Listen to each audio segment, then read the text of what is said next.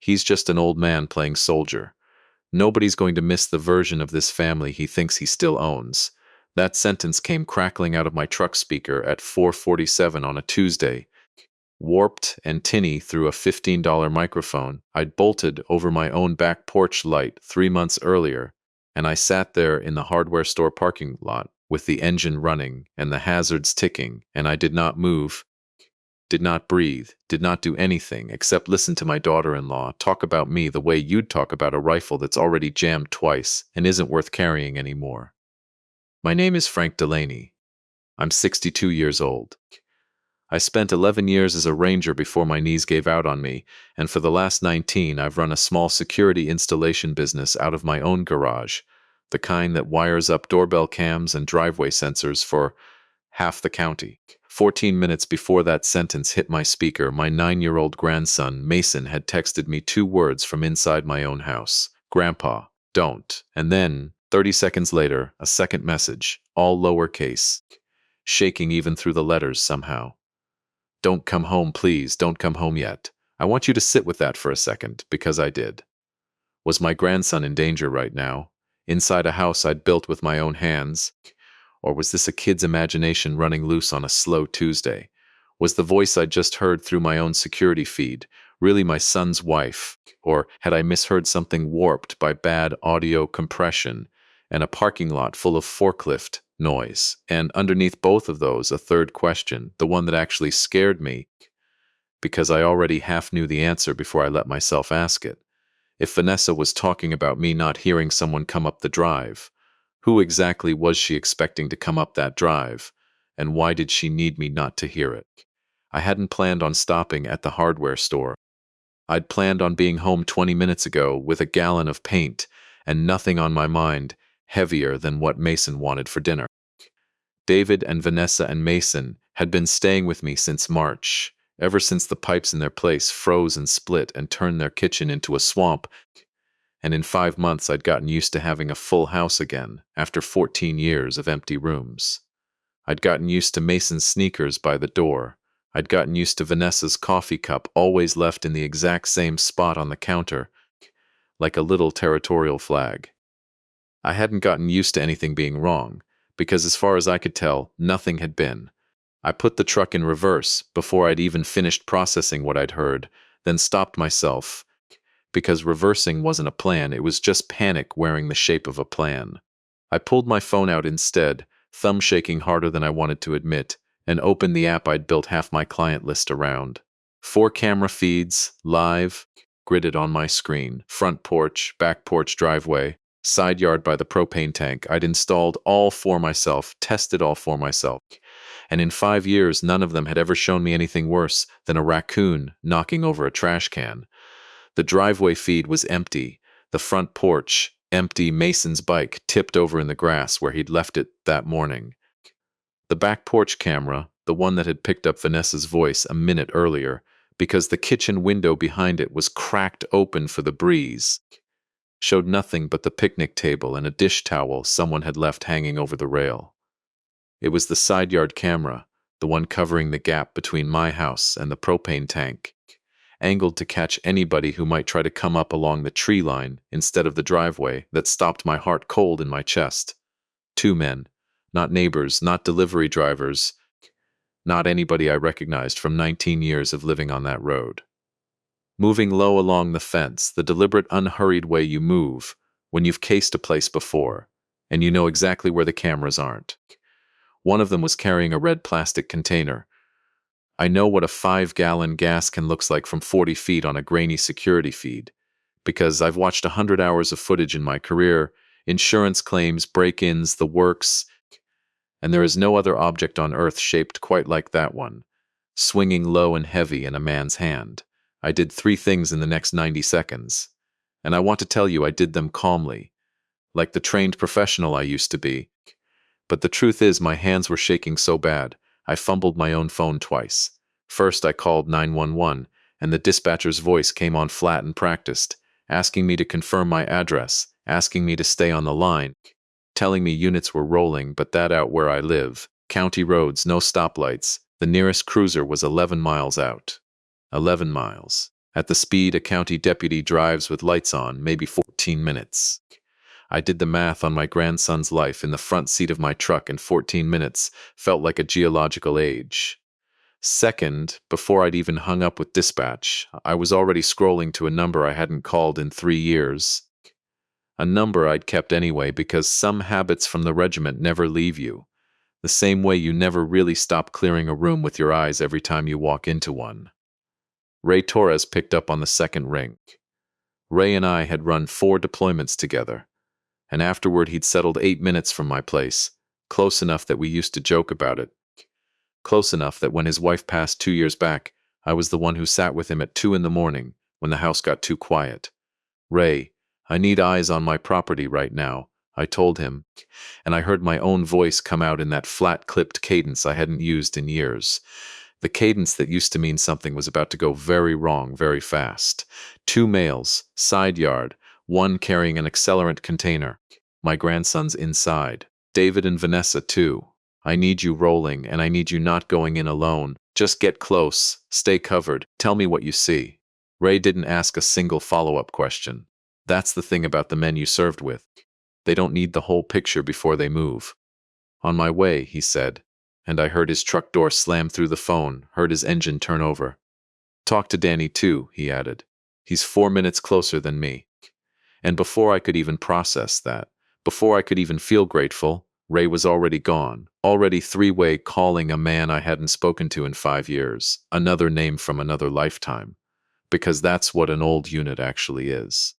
It isn't nostalgia, it's a network that never fully powers down. Third, I called Mason. It rang twice and went to voicemail, and every cell in my body lit up with a kind of fear I hadn't felt since I was 24 years old and pinned down behind a wall that wasn't thick enough. I called again. Nothing. I texted, 1 word, "Are you safe?" and stared at the little bubble on my screen that said delivered but not read.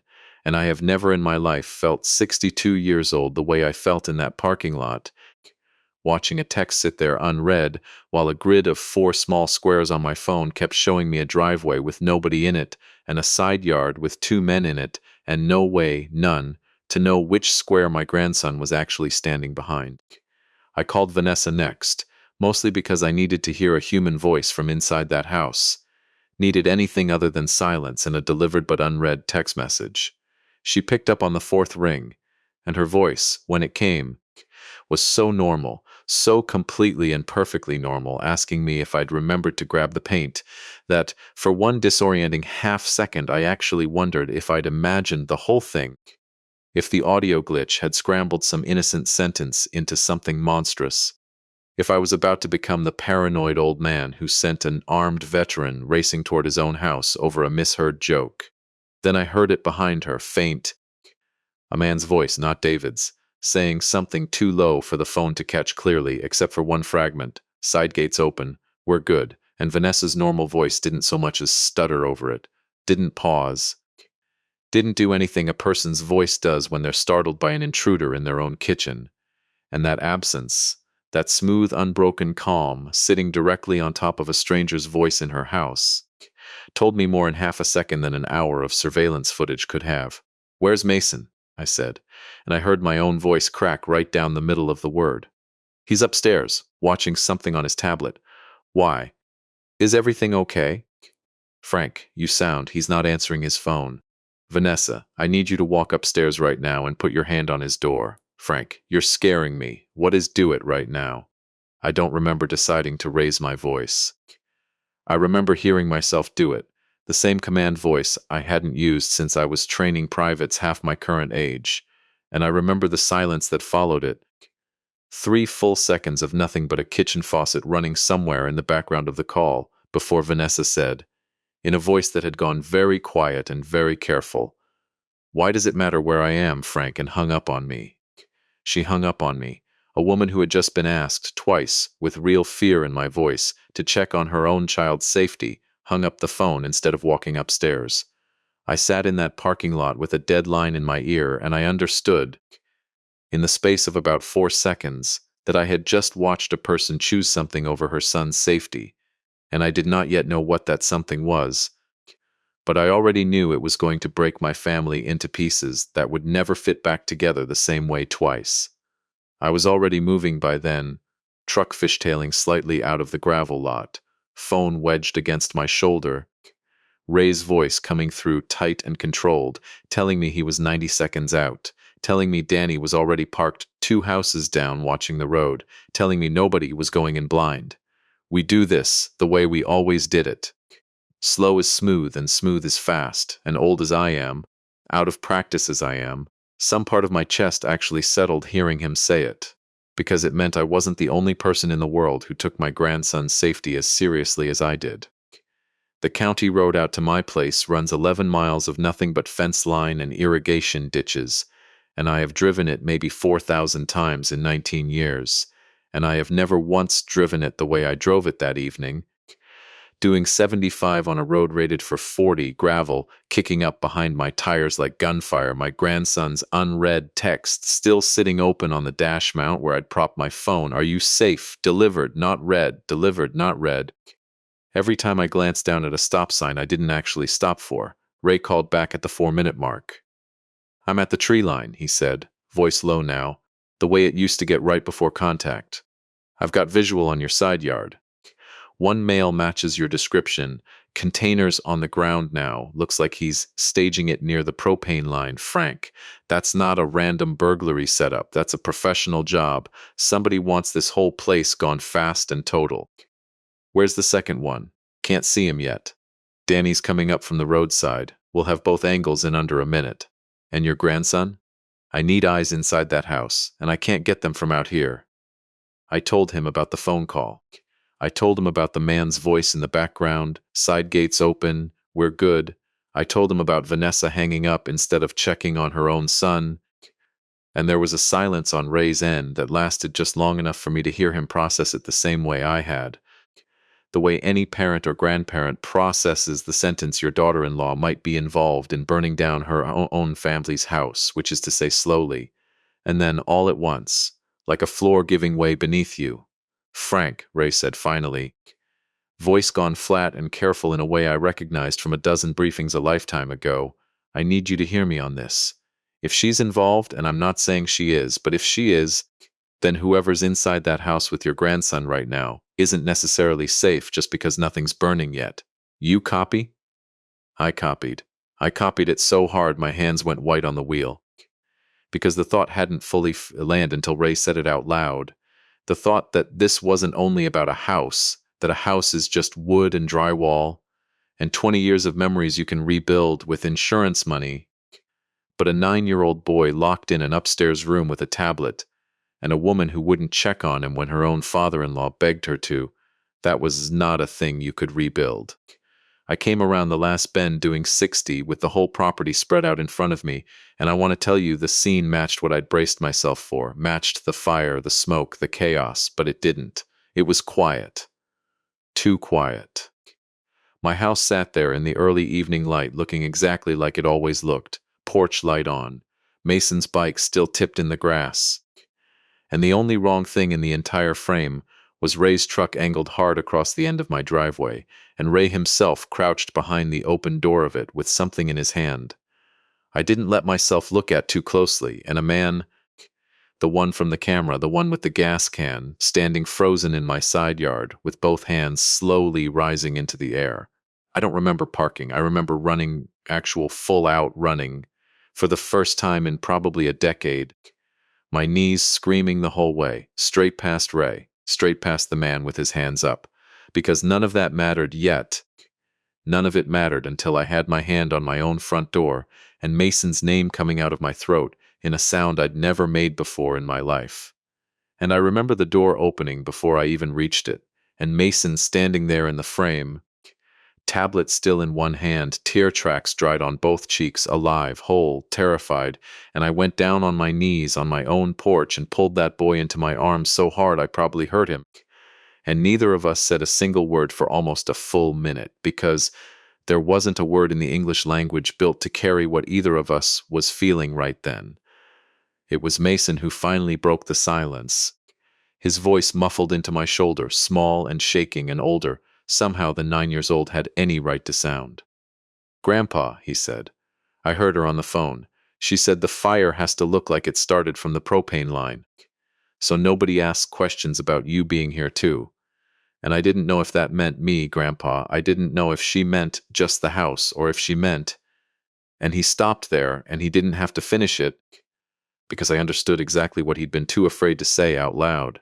Sitting alone in an upstairs room with a tablet and a locked door for 45 minutes, wondering if the woman downstairs, his own mother, had just quietly signed both our names onto a list of things that were allowed to burn. Behind me, I heard sirens finally, real ones, county cruisers coming up the road, 11 minutes after I'd first called, arriving to find the situation already, impossibly, under control. Two retired soldiers who'd once cleared buildings in places whose names most people couldn't find on a map, standing calm guard over a stranger, with his hands still raised in my side yard. I heard Ray's voice, steady, giving a deputy a clean, concise brief the way he'd given 1,000 briefs before. I heard Danny somewhere near the propane tank saying he'd found the second man trying to slip out through the ditch behind the property line, already zip-tied, already done.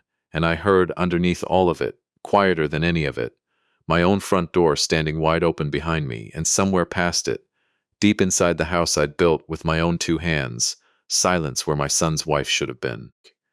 I looked up from Mason's shoulder, and David was standing in the doorway now, pale, confused, looking at the deputies and at Ray and at me like a man watching his entire life get rearranged in real time without his consent.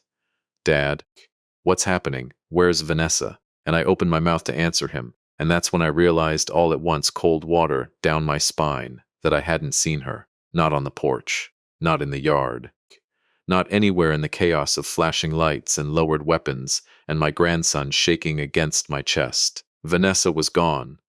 The deputies fanned out through the house within 90 seconds, weapons lowered but drawn, calling clear room by room in voices that echoed strange and clinical through hallways that had never once in 19 years sounded like that. David went in after them, and I let him, because some part of me needed him out of my sight while I got my own breathing back under control. Kneeling there on the porch with my grandson's arms still locked around my neck, like he was 9 years old and 40 years old at the same time. She's not in the house. One of the deputies came back out saying it plain, like it was just another line in a report. Car's still in the driveway, though. Purse is on the kitchen counter. Phone's gone. That last detail sat in my chest like a stone. A woman doesn't leave her purse behind, doesn't leave her car behind, and take only her phone, unless she left through a door she'd already planned in advance, on foot, towards somewhere she'd already arranged to be. A detective named Marisol Reyes showed up 40 minutes later, after the fire marshal's preliminary team had already confirmed what Ray suspected the moment he saw that Gaskin staged near my propane line, that this hadn't been a break-in gone sideways. It had been engineered, planned down to the choice of ignition point. Reyes was maybe 50 gray, threading through dark hair she kept pulled back tight, and she had the particular calm of someone who has watched a lot of families come apart in real time and has learned not to flinch at any of it. She sat with me and Mason on the tailgate of a cruiser while David paced 20 feet away on his phone, trying and failing to reach a wife who wasn't answering. "Mr. Delaney," she said, "I need you to walk me through exactly what you heard on that audio feed, word for word if you can." I gave it to her, the sentence about me and Soldier, the man's voice, about the side gate being open, and she wrote it all down without her expression changing once, though I noticed her pen pause just slightly on one particular phrase. "He's just an old man playing soldier," she repeated back to me. "Mr. Delaney, does your daughter-in-law know your military background well? Was that phrase specific to something between you two, or does it sound like something somebody coached her to say?" I hadn't thought of it that way. I hadn't had 30 seconds yet to think of anything the way a detective thinks of it, but the moment she asked it, something felt cold settled into my stomach, because Vanessa knew exactly what I'd been. Knew it the way you know things about family you've lived alongside for 5 months, and using it, weaponizing it, saying it out loud to somebody else in a way designed to reassure that somebody wasn't the kind of thing you did by accident. It was reconnaissance. She'd been telling whoever she was talking to that the old man wouldn't hear them coming, and she'd been wrong. Two questions started circling each other in my head right then, and I couldn't get either one to sit still long enough to answer it. If this fire had been set to look like a propane accident, was it meant to take just the house? Or was it meant to take everyone inside it, meaning my son, meaning my grandson, meaning me? And underneath that, quieter, worse, how long had this been coming together before tonight? Because a plan this precise, cameras, cased ignition point chosen, a burner presence in the background of a phone call, didn't get built in an afternoon. It got built over weeks, maybe months, which meant somewhere in the last 5 months of coffee cups left in the exact same spot on my counter, somewhere in the last 5 months of Sunday dinners and Mason's homework spread across my kitchen table. I had been sitting across from someone who already knew how this story was supposed to end for me. David finally came back over, phone still in his hand, face gone the color of old paper. "She's not answering," he said. "Dad, this doesn't make sense. There has to be some explanation. Vanessa wouldn't. She's Mason's mother. She wouldn't." His voice cracked on the word mother, and he stopped there, and I watched my son, 33 years old, standing in the wreckage of an evening that had rearranged his entire understanding of his own marriage, and some part of me that still remembered being his father before I remembered being anything else wanted to reach out and hold him the way I was holding Mason. But another part of me, the part that had just spent 11 minutes driving 75 down a 40-mile-an-hour road because a 9-year-old had texted "don't come home," needed to watch my son's face very closely while he said that sentence, because I needed to know right then, in that moment, whether David had known anything at all. I want to tell you I trusted him instantly. I didn't. Not fully. Because there'd been a Tuesday 3 weeks earlier, small at the time, forgettable, when David had come to me asking whether I still had my old policy paperwork on file, said Vanessa wanted to make sure everybody's coverage was up to date, given they were staying under my roof now, and I'd handed it over without a second thought, the way you hand things to family. I hadn't thought about it again until that exact second, standing on my own porch with sirens still washing red and blue across the tree line, and the memory landed in my chest like a stone dropped down a well, because now I couldn't stop wondering whether my own son had unknowingly carried the first domino of this whole thing into my house himself. Folded up inside a request that had sounded, at the time, like nothing at all, Detective Reyes noticed the look on my face, because that's her job, noticing things people try to keep off their faces. "Mr. Delaney," she said. "Gentler now. Whatever you're thinking, say it." I told her about the paperwork request. David's face went through something complicated when I said it. Confusion first, then a dawning horror as he ran the same math I'd just run. 3 weeks, insurance. His own hands passing the request along without ever once suspecting what it might actually be building toward. "Dad," he said, and his voice had gone very small. "I didn't know. I swear to God I didn't know. She just said it was routine," she said.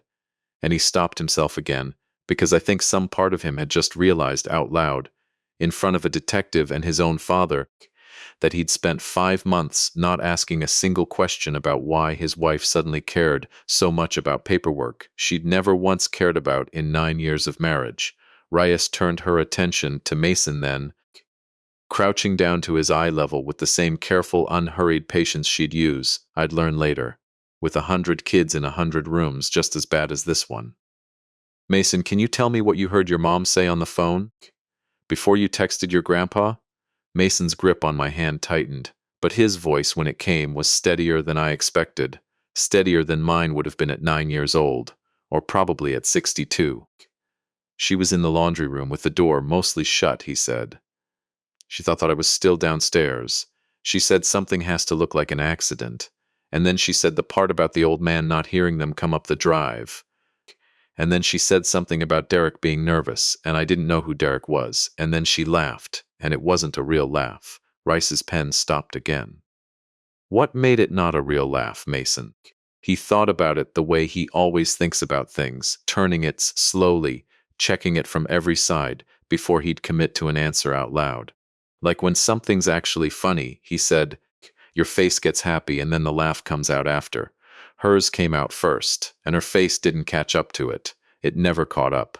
I looked at my grandson, 9 years old, describing his own mother's laugh with more precision than most trained investigators manage on their best day, and I understood in that moment that whatever else this night had taken from our family, it had also handed Mason a kind of clear-eyed, unbearable clarity that no child should ever have to earn, and that he had earned it anyway, alone, in a locked upstairs room, because nobody had been paying close enough attention until it was almost too late. Derek, Reyes repeated, writing the name down and underlining it twice, the same way I'd learned much later. A different detective in a different county had once underlined a name in a different case file that had nothing to do with mine and everything to do with the particular arithmetic of people who set fires for money. Mr. Delaney, does that name mean anything to you? David, does your wife know anyone named Derek? David didn't answer right away, and in the silence, I watched something else land on his face, slower this time, heavier.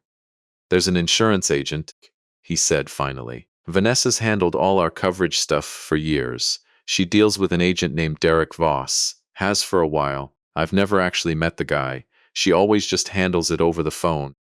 Says it's easier since she's the one who understands all the fine print. I've signed things he's sent over. I never really read them close.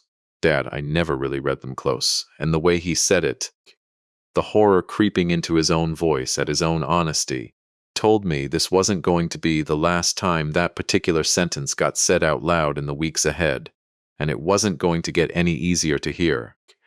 Reyes had her team start a search of the house within the hour, careful, methodical, the kind of search that doesn't look like the movies. Just quiet people in gloves opening drawers one at a time and photographing everything before they touched it.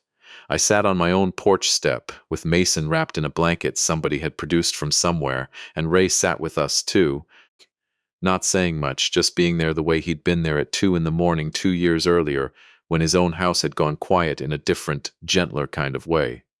David paced.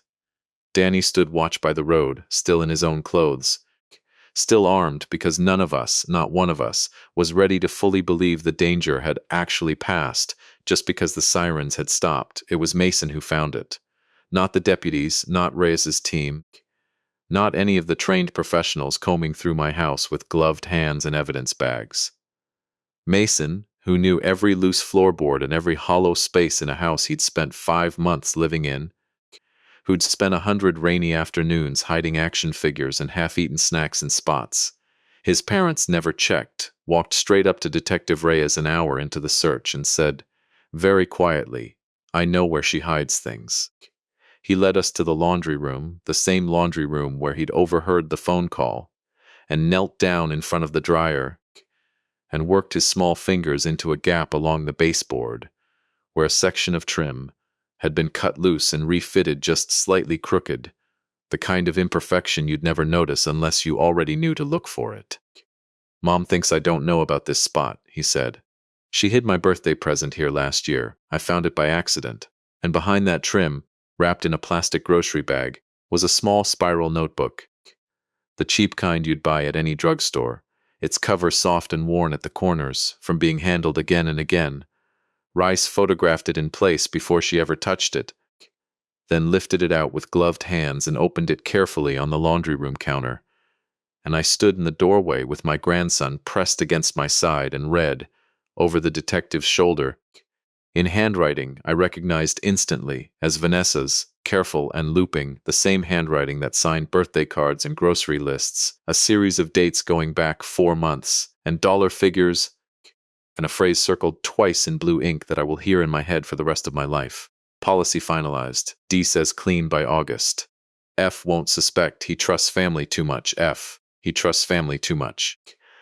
I read my own initial standing in for the word father, or maybe just Frank, sitting there in blue ink in my daughter-in-law's handwriting, describing the exact quality in me that had let her walk through my front door 5 months earlier and set up house inside my trust, like it was just another room she was entitled to occupy. Reyes turned the page, and there, underlined once, was a dollar amount that made David's knees actually buckle, made him grab the counter to stay upright, a life insurance figure with 3 names listed beneath it. His own, Mason's, and mine.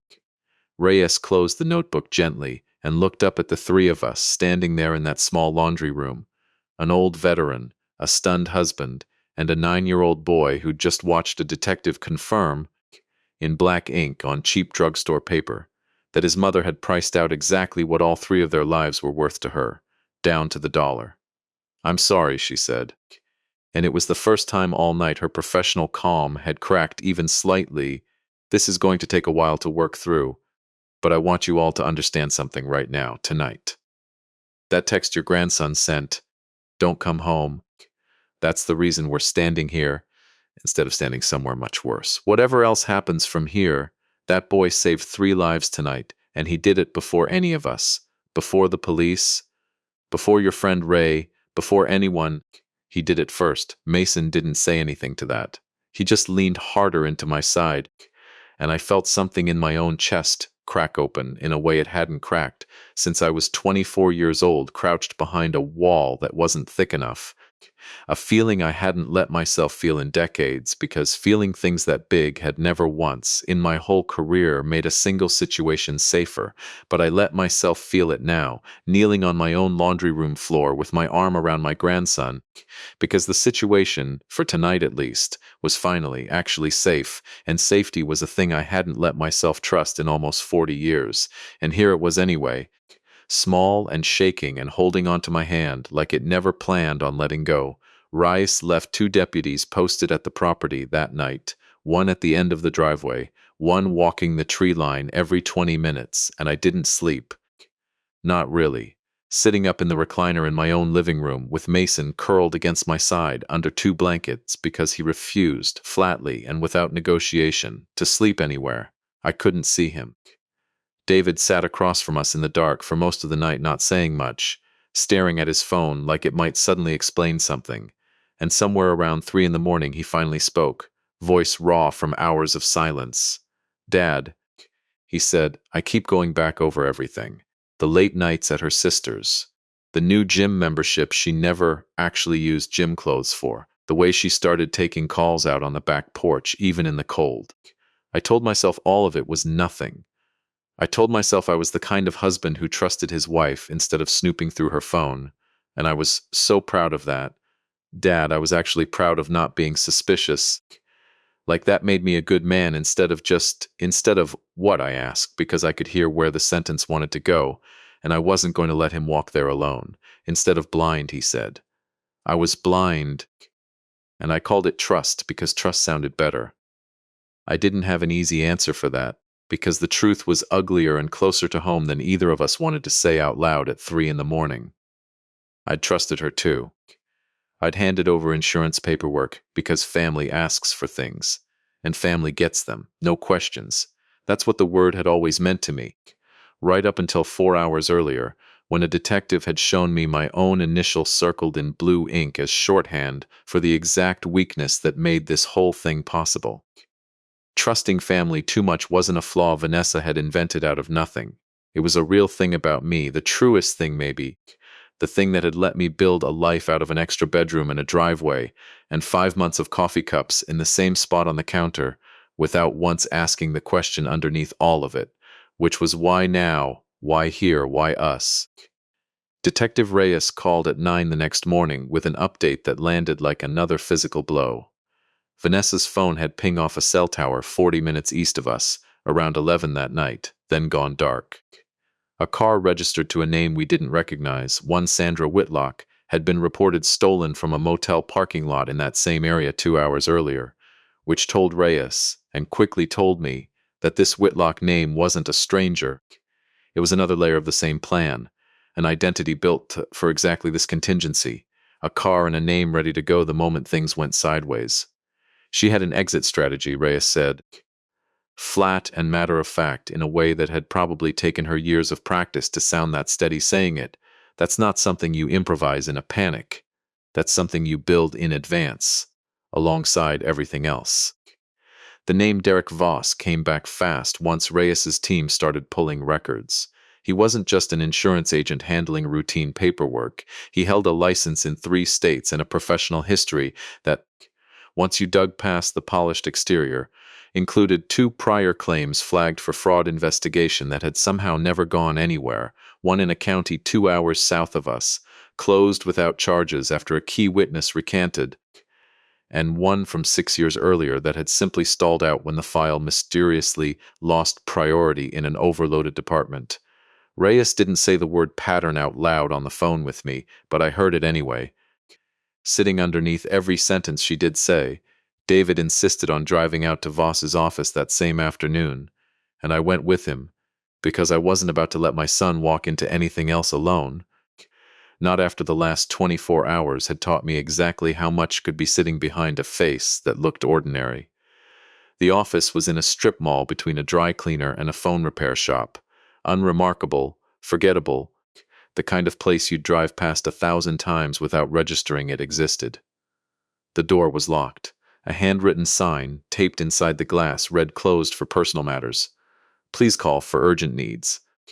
And underneath a phone number that, when David dialed it with shaking hands right there on the sidewalk, rang 4 times and went to a full voicemail box that couldn't accept new messages.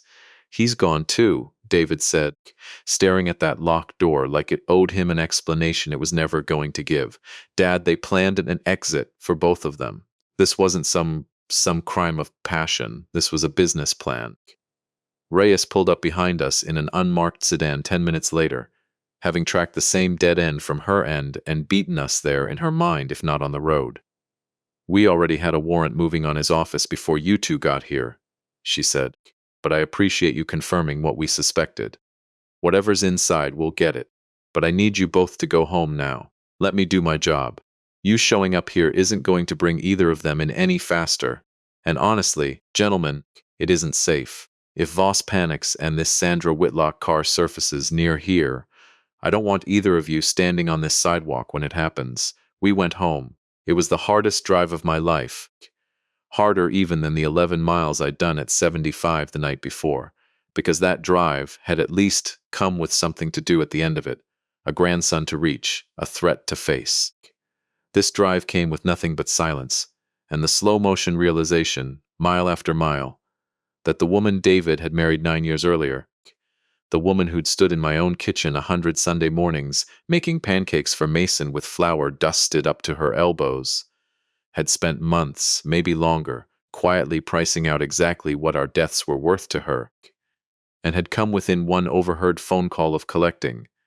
Mason was waiting for us on the porch when we pulled in, wrapped in the same blanket, Ray still there beside him, having apparently declared himself unofficial guardian of the property for the duration, and nobody, not me, not the deputies, not David, had found it in themselves to argue. My grandson looked up at me as I climbed out of the truck, and there was a question sitting behind his eyes that I could see forming before he even said it out loud. "Grandpa," he said, once we were inside, once David had gone to lie down in a dark room he clearly needed, "is it my fault? If I hadn't listened at the laundry room door, if I'd just stayed watching my show, would everybody just be—" And he stopped, the way he'd stopped once before, unable to finish the sentence, the way children sometimes protect the adults around them from words too heavy for either of them to actually carry. I sat down across from him at my own kitchen table, the same table where Vanessa had once wanted paperwork he'd never see the true purpose of, and I took his hands in mine, small and cold, still faintly trembling 20 hours later. "Mason," I said, "if you hadn't listened at that door, if you hadn't sent that text, none of us would be sitting here right now, not you, not your dad, not me. You didn't cause a single second of this. You're the only reason any of us gets to keep living our lives instead of becoming a story other people tell at a funeral. Do you understand the difference between those two things?" He nodded, slow, not fully convinced yet, the way kids nod when they're agreeing with the words, but not quite ready to believe the feeling underneath them. "I need you to actually believe it," I told him, "not just say okay to make me stop talking. Give it time. It'll get in there eventually, I promise you that." He was quiet a long moment, turning something over the way he always did, and then he asked the question I think had been sitting under everything else the whole day, the one I'd been dreading since the moment Reyes closed that notebook in the laundry room. "Grandpa, is Mom coming back?" "I don't know, Bud," I told him, honest. because he'd earned honesty 100 times over in the last 24 hours. And I wasn't about to start lying to him now. The police are trying to find her. That's their job right now, not ours. Our job tonight is just to be okay, together, in this house. Can we do that? He nodded again, and this time it landed a little more solid, a little more real, and he leaned his head against my shoulder the way he used to when he was 5 years old and scared of thunderstorms. And for the first time in 24 hours, sitting there in my own kitchen, with my grandson's weight settling against me, I let myself close my eyes and just breathe. Rise called again, just past 6 that evening, her voice carrying a different weight than it had all day, something almost like restrained momentum. "Mr. Delaney," she said, "I need you to sit down for this. We picked up Derek Voss 2 hours ago, trying to board a private charter flight out of a regional airfield 40 minutes from here. Cash payment, no return ticket booked. He didn't put up any resistance. First thing out of his mouth once we had him in the car wasn't a lawyer's name. It was a question. He wanted to know if Vanessa had made it out. I sat with that for a second, the strange, ugly shape of it. Made it out. Like our house had been a burning building and my grandson's safety had simply been the unfortunate cost of her escape route, a detail to manage rather than a life to protect. Reyes let the silence sit a moment before she continued. "We haven't located her yet," she said, "but Voss is talking, and once people start talking in cases like this, Mr. Delaney, they rarely stop until the whole thing comes apart in front of everybody.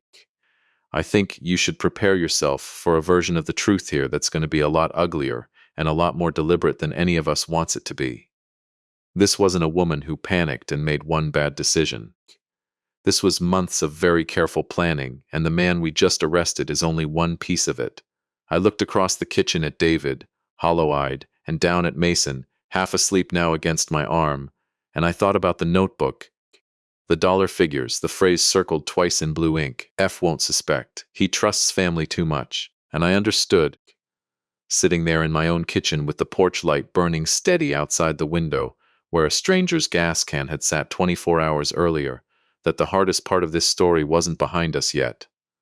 It was still coming, slow and inevitable, the way these things always come once the first domino has already fallen, and all any of us could do now was hold on to each other and wait to see exactly how far the rest of them had already been lined up to fall. Vanessa Delaney was found 6 days later, not hiding in some anonymous motel the way I'd pictured her every night since the fire that never was, but sitting in a rental car 2 states over, parked outside a bank branch where Sandra Whitlock had apparently been trying, unsuccessfully, to access a safety deposit box that required identification the teller's system flagged as fraudulent within 90 seconds. She didn't run. Reyes told me later that when the local officers approached the car, Vanessa just sat there with both hands visible on the wheel, and the first thing she asked, the very first thing, wasn't about a lawyer, wasn't about her rights. It was whether Mason had gone back to school yet, whether he was sleeping all right. Small domestic questions that landed in Reyes's ear like a woman checking on a plant she'd forgotten to water, rather than a boy she'd priced at a specific dollar figure in a notebook hidden behind a dryer. I didn't know what to do with that when Reyes told me. Some small, stupid, 9 years of family part of me wanted it to mean something, wanted it to be proof that underneath the notebook and the burner presence in the background of that phone call, there was still a mother in there somewhere who'd never actually wanted her son burned in his sleep. Reyes, patient as ever, told me what she'd learned to tell grieving families in cases like this. People ask that question for a lot of different reasons, Mr. Delaney. Sometimes it's love clawing its way up through everything else. Sometimes it's just self-preservation, wanting to know how bad the charges are going to look before she's even fully processed getting caught. I can't tell you which one this was. I don't know that it changes much either way. For what happens next, it didn't. Not for what happened next, and not for the 6 weeks that followed, which moved slower than any 6 weeks I'd ever lived through, each one dragging Mason and David and me through a version of grief that had no name, because the person we were grieving wasn't dead, was very much alive, was sitting in a county holding facility, 2 states away being denied bail because a judge took one look at that notebook and the burner car and the private charter booking and decided correctly that a woman who'd planned an escape route this thorough wasn't a flight risk. She was a certainty. David didn't sleep more than 4 hours a night that whole stretch. I'd find him at 2, 3 in the morning sitting at my kitchen table with his laptop open to nothing in particular, just staring at the screen the way you stare at a wall when your mind has nowhere safe left to land. One of those nights, close to 3, he finally says out loud, the thing I think had been eating him from the inside since the moment Reyes's team pulled that notebook out from behind the dryer trim. "Dad," he said, "I keep thinking about our wedding day." She cried when her dad walked her down the aisle. I remember thinking, this is a woman who feels things all the way down. And now I don't know if any of that was real, or if I married someone who's just been very good this whole time at making things look real. I didn't have an answer that would have actually helped him, so I told him the only true thing I had. "I don't know either, son," I said. "Nobody's going to be able to hand you that answer. Not a detective. Not a lawyer. Not me. You're going to have to build it yourself, slow, out of whatever comes out in that courtroom, and it's going to hurt every single day you're building it. That's not a comfort. It's just the truth. And I figured you'd earned the truth by now, more than you'd earned a comfortable lie." The financial forensics came back from Reyes's team 3 weeks in, and it painted a picture uglier and more deliberate than any of us had let ourselves imagine even after the notebook. Voss, once his lawyer negotiated a cooperation deal in exchange for a reduced sentence on the fraud charges, told investigators everything, methodically, almost eagerly, the way people do once the weight of carrying a secret finally gets set down. He and Vanessa had been involved for over a year. Since a chance meeting at an industry conference, neither of them had had any real business attending together. The affair had started ordinary, he said, the way these things always start ordinary, and had turned into something else somewhere around the 8-month mark, when Vanessa first floated the idea of a coverage increase on David's life. Framed at the time as simple prudence, a young family protecting itself the way responsible people do, it was Voss who'd suggested folding my name into the same policy structure, arguing it would look less suspicious as a family-wide update than as something targeted, and it was Voss who'd connected Vanessa with a man 2 counties over willing to stage a fire that would read, to any fire marshal doing a routine review, as accidental. The propane line detail hadn't been an improvisation either. Vanessa had asked me, months earlier, casual as anything, whether I'd ever had that line inspected, and I'd told her, proud of my own thoroughness, that it had been checked and cleared 18 months back. She'd filed that answer away and handed it to a stranger with a gas can as a blueprint. The financial ledger Voss turned over to investigators confirmed something the notebook had only hinted at, a specific dollar figure attached to the completed job, half paid up front to the man who'd carried the gas can, half due on confirmation that the fire had been ruled accidental, and beneath that figure, in a separate column, a payout projection for the life insurance claims that would have followed, a number large enough that reading it out loud in a briefing room made even Reyes's voice go quiet for a moment before she continued. "I need to ask you something hard. Reyes told me during one of our meetings that stretch, and I want you to take your time answering it. In the weeks before the fire, did Vanessa ever ask you anything else that seemed ordinary at the time but maybe wasn't?"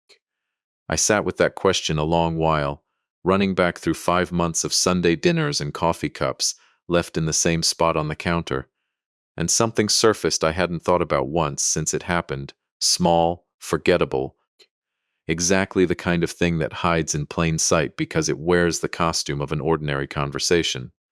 She'd asked me, maybe 6 weeks before the fire, what time I usually left for my Tuesday supply runs at the hardware store, framed as nothing, just small talk about my routine. I'd told her, proud as ever to have a routine worth discussing. 4:30, most Tuesdays, regular as clockwork. She'd been building her timeline around my own predictable habits, and I'd handed them over freely, the same way I'd handed over the insurance paperwork, because that's what you do for family. You answer their small ordinary questions without once wondering what they're actually collecting. The recorded call that finally broke the case open. The rest of the way didn't come from me. And it didn't come the way it had in every version of these stories I'd half followed on the news over the years. Some stage sting operation, with a detective coaching a grieving spouse through a script. It came from David, 3 weeks into Vanessa's detention, after her lawyer arranged a single monitored phone call at Vanessa's own request, one she'd apparently been pushing for since the day of her arrest. Reyes told David plainly that anything said on a recorded jailhouse line was fair game for the prosecution, that he had every right to decline the call entirely, and that if he chose to take it, she strongly recommended he let her walk him through what not to say, rather than trying to extract anything himself. David took the call anyway, alone in Reyes's office, with me and Mason waiting outside in the hallway, because some things a man has to face without an audience, even when the audience loves him. He came out 40 minutes later, pale, hollowed out in a way I hadn't seen even on the worst night of the fire itself, and it took him 3 days before he could bring himself to tell me most of what she'd said, working up to it in pieces. The way you approach a wound, you know is going to hurt worse than you're ready for. She told me.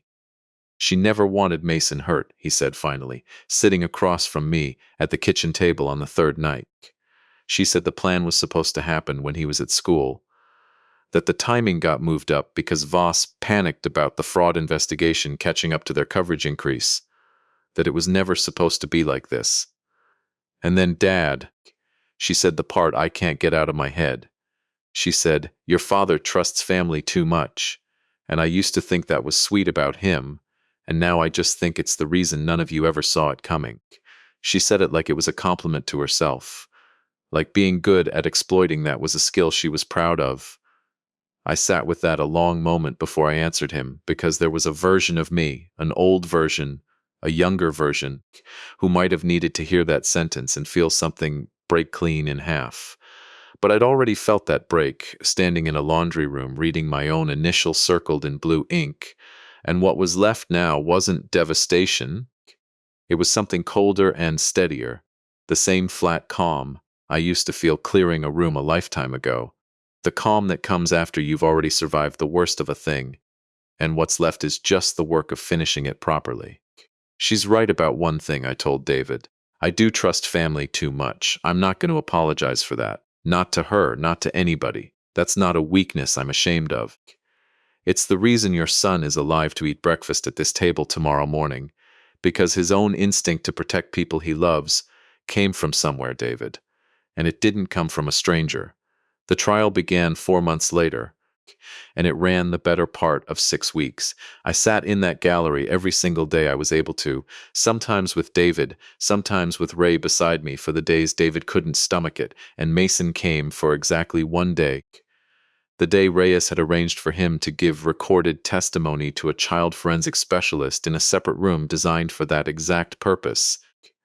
Testimony the jury watched later on a screen rather than making a 9-year-old sit in open court across from the woman who'd priced his life at a specific dollar figure. Voss testified against her for 11 hours spread across 3 days, methodical and increasingly unable to meet Vanessa's eyes as the prosecutor walked him through the ledger, the coverage increase, the timeline he and Vanessa had built together stretching back over a year. The prosecutor asked him, near the end, why he'd gone along with a plan that included killing a 9-year-old boy, and Voss sat with the question a long time before answering, his voice gone thin and strange. I told myself the timing would keep him safe, he said. I told myself a lot of things that year that let me keep showing up to that office every morning like I was an ordinary person doing ordinary work. I don't have a good answer for you. I don't think there is one. The moment the courtroom actually held its breath, the one clip I know ended up cut and shared 1,000 times over once the trial made local news, came during Ray's testimony, called by the prosecution to establish the timeline of that first frantic evening. The defense attorney tried, on cross, to suggest that Ray and I had overreacted, that 2 armed veterans converging on a residential property represented an escalation disproportionate to what the evidence actually showed at the time. Ray sat there a long moment, calm as he'd been calm the whole night it actually happened, and answered in a voice that carried clean to the back row. Ma'am, he said, there was a 9-year-old boy alone in that house and 2 men with a gas can outside it. I don't know what proportionate response you think that situation called for. But where I come from, you don't wait around calculating proportionality while a child might be burning. You go and you go fast and you sort out whether it was proportionate afterward, once everybody's still breathing to have the conversation. I testified on the 4th week, and I did not look at Vanessa once while I spoke. A promise I'd made myself in the mirror that morning that turned out to be far easier to keep than I expected. I told the jury about the sentence that had come through my truck speaker in a hardware store parking lot, about the text message that had arrived 14 minutes before it, about driving 11 miles at 75 miles an hour on a road built for 40. I told them about my grandson's voice describing his mother's laugh, the one that came out before her face caught up to it. I did not have to perform grief on that stand. It had been sitting in my chest, unbroken, since the moment I read my own initials circled twice in blue ink, and all I had to do was let it come out in front of 12 strangers who would decide, in the end, exactly what it was worth. The defense's final argument leaned hard on the idea that Vanessa had been manipulated, coerced, that Voss, older, more experienced, professionally practiced at exactly this kind of scheme, had built the entire plan and simply used her as an instrument. It was, I'll admit, a version of events I might have wanted to believe 6 months earlier, some part of me still hunting for a story where the woman who'd stood in my kitchen making pancakes for Mason 100 Sunday mornings had never actually been capable of what the evidence showed. But the notebook made that story impossible to hold on to. The handwriting was hers. The phrase, F won't suspect, he trusts family too much, wasn't dictated by anyone. It was her own private shorthand, written for no audience but herself, in a notebook she'd hidden behind a dryer in a house that wasn't even hers. And there is no version of coercion that explains a woman keeping her own careful diary of a murder plot for the sheer private satisfaction of tracking her own progress toward it. The jury took just under 9 hours. Conspiracy to commit murder, times 3. Arson, insurance fraud. When the verdict came back, I didn't feel the release I'd expected, the cathartic snap of something finally settling. I felt the way you feel when you finally set down something you've been carrying so long your arms forgot what normal weight was supposed to feel like, disoriented more than triumphant, hollow in a way that took weeks to fill back in with anything resembling ordinary life. At sentencing, the judge asked if any of the victims wished to address the court, and I stood before I'd fully decided to, the way I'd stood in 100 rooms over the years when something needed saying, and nobody else was going to say it first. My grandson is 9 years old. I told the courtroom, no notes, nothing prepared, because I didn't want it to sound rehearsed. I wanted her to hear it plain. He heard a laugh through a laundry room door that didn't match the face making it, and that small, careful noticing saved 3 lives in this room, before any detective, before any deputy, before me. I spent 11 years learning how to protect people for a living, and it was a 9-year-old boy who ended up protecting me. I don't know what to do with that except be grateful for the rest of my life, and I intend to spend every day of it being exactly that. I made myself look at her then, for the first time since that phone call, and found her staring back at me with an expression I still can't fully name, something between defiance and a grief she'd never once shown for anyone but herself. You called me an old man playing soldier, I told her. You said it like it was a weakness. I want you to understand something before this court decides what happens to you. That old man's instincts are the reason your son gets to grow up in a house that isn't full of smoke. If that's what playing soldier looks like, I'll wear it proudly for whatever years I've got left. The judge handed down a sentence that would keep Vanessa behind bars, well past Mason's own children someday whispering their own secrets in the dark. And when the number was read aloud, I felt nothing like triumph. Just the sudden, disorienting lightness of setting down a weight I'd carried so long I'd forgotten my arms could hang normally at my sides again. Voss received a lesser sentence for his cooperation, still substantial, still enough that David told me once, flat and tired, that it felt less like justice and more like a scale that had at least stopped tilting entirely in the wrong direction. We didn't move away afterward, and people asked us why, plenty of them, assuming a house that had nearly burned with a child inside it would be the last place any of us would want to keep living. But Mason was the one who settled it, 3 months after the trial ended, sitting on the porch step where his bike still tipped over in the grass most afternoons the way it always had. "This is where you caught them, Grandpa," he said. "This is where it stopped being scary and started just being our house again. I think we should stay." So we stayed. David and Mason moved back into their own repaired house eventually, but Sunday dinners never stopped happening at my kitchen table, and neither did the coffee cup somebody, David now, still leaves in almost the exact same spot on the counter, a small unconscious habit that used to belong to someone else, and now just belongs to us, reclaimed, ordinary, harmless. Ray still comes by most Tuesdays, and neither of us has ever needed to say out loud what those visits are actually for, some quiet mutual insurance that neither of us has to face another bad night entirely alone.